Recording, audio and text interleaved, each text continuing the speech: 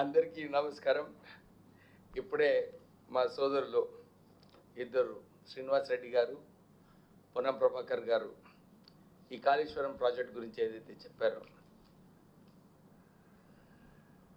8 సంవత్సరాల నుంచి నిరంతరం ఈ కాళేశ్వరంలో ఏదైతే అవినీతి జరిగిందో దీని గురించి ఎప్పుడు కూడా మేము పబ్లిక్లో మాట్లాడడం జరిగింది.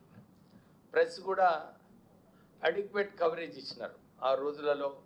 ఇప్పుడే ఇంతకుముందు చెప్పినట్టు శ్రీనివాస్ రెడ్డి గారు, అప్పుడు ప్రాణాయిత చేవెళ్ళ ప్రాజెక్టు కాగా వెంకటస్వామి గారు నిరంతరం కొట్టాడి రాజశేఖర్ రెడ్డి గారితో ఒప్పించి ఈ 38,000 కోట్ల బడ్జెట్ ఏదైతే అప్పుడు శాంక్షన్ చేయించడం జరిగిందో దాంట్లో సుమారు 11,000 కోట్ల రూపాయలు ఆల్రెడీ ఖర్చు పెట్టినారు.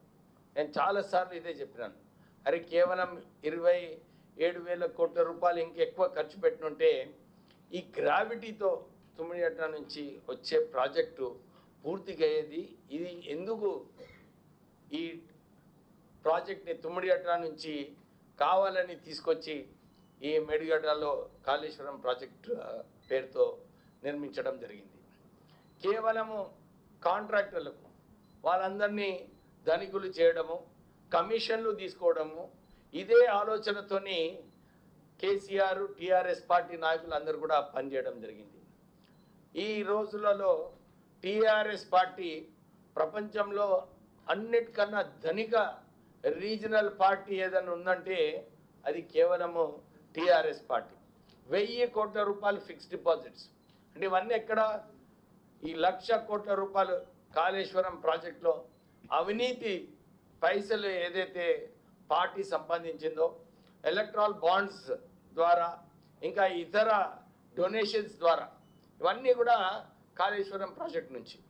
ఇప్పుడే మంత్రులు చెప్పినట్టు సుమారు 1,70,000 కోట్ల రూపాయలు ఈరోజు వరకు ఈ కాళేశ్వరం ప్రాజెక్టులో ఖర్చు పెట్టడం జరిగింది. 1,00,000 కోట్ల రూపాయలు క్యాపిటల్ ఇన్వెస్ట్మెంటు, 70,000 కోట్ల రూపాయలు ఈ రీపేమెంట్ ఏదైతే రాష్ట్ర ప్రభుత్వం చేసిందో అంటే 1,70,000 కోట్ల రూపాయలు ఖర్చు పెట్టిన తర్వాత కూడా కేవలము మనకు 1,200 టీఎంసీ నీళ్లు ఏదైతే మనం ఉపయోగించుకోవాలో దాంట్లో కేవలం 100 టీఎంసీ నీళ్ళే అప్పటి నుంచి మనము వాడుకోవడం జరిగింది.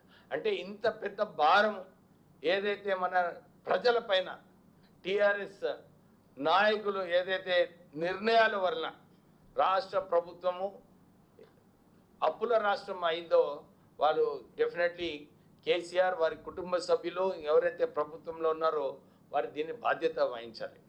మనం చూసినాము మల్లన్న సాగర్ ప్రాజెక్టు ప్రపంచంలోనే ఎక్కడ కూడా 50 టీఎంసీ బ్యారేజ్ లేదు, కానీ కావాలని అక్కడ సిద్దిపేటలో ఈ మల్లన్న సాగర్ ప్రాజెక్టులో 50 టీఎంసీ బ్యారేజ్ కట్టినారు.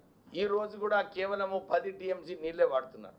అంటే ఇలాంటి పరిస్థితులలో ఈ కావాలని కాంట్రాక్టర్ ద్వారా కమిషన్ల కోసము ప్రాజెక్టులు కట్టి పార్టీని వారి సొంత ఆస్తులు పెంచుకోవడానికి ఈ కేసీఆర్, కేటీఆర్, హరీష్ రావు వీళ్ళ ముగ్గురు కూడా ఈ రాష్ట్రాన్ని దోచుకోవడం జరిగింది. ఇప్పుడే వారు చెప్పినట్టు ఏవో మంచి అవకాశం ఈ సిబిఐ ఎంక్వైరీ ద్వారా ఏదైతే నిధులు దోచుకున్నారో ఈ సిబిఐ ఎంక్వైరీ ద్వారా నిధులు దోచుకొని ఈ సరైన ఎంక్వైరీ చేసి ఎవరైతే దీన్ని ఈ రాష్ట్రాన్ని లూటీ చేసినారో వారిపైన కఠిన చర్యలు తీసుకోవాలని చెప్పి కోరుతున్నాము. మళ్ళొకసారి ఈ ఇంత పెద్ద ప్రాజెక్టు 1,70,000 కోట్ల రూపాయలు అదే రాష్ట్ర ప్రభుత్వం దగ్గర ఉండుంటే ఇప్పటి వరకు అన్ని డబుల్ బెడ్రూమ్ ఇల్లు, అన్ని సీసీ రోడ్స్ అన్నీ కూడా మన రాష్ట్రంలో కట్టే పరిస్థితి ఉంటుండే.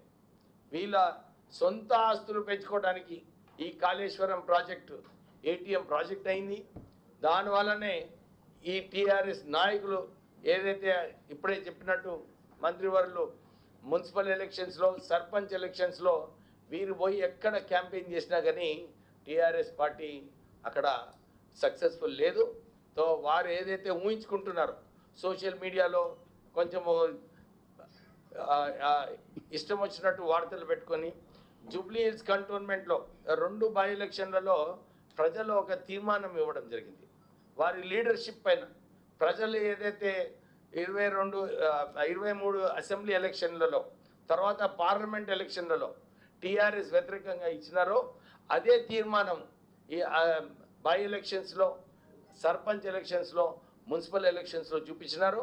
సో ప్రజలందరూ కూడా ప్రజాపాలన కాంగ్రెస్ ప్రభుత్వము రేవంత్ రెడ్డి గారు ఈ రాష్ట్రాన్ని ఏదైతే ముందుకు తీసుకెళ్తున్నారో ప్రజలందరూ కూడా సంతోషిస్తున్నారు. అది ఇది ఇది కాలేజ్ 1 మినిట్ వినండి. కాళేశ్వరం ప్రాజెక్టు ఇది చేయండి, దీని తర్వాత అది మాట్లాడతాం. No problem, will discuss.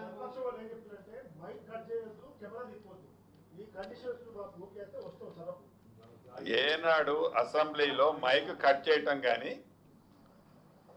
ఏది కెమెరా తిప్పటం కానీ జరగదు. అది వారి సంస్కృతి. ఆ 10 సంవత్సరాలు ఉన్నటప్పుడు ఎవరికన్నా మైక్ ఇచ్చారా?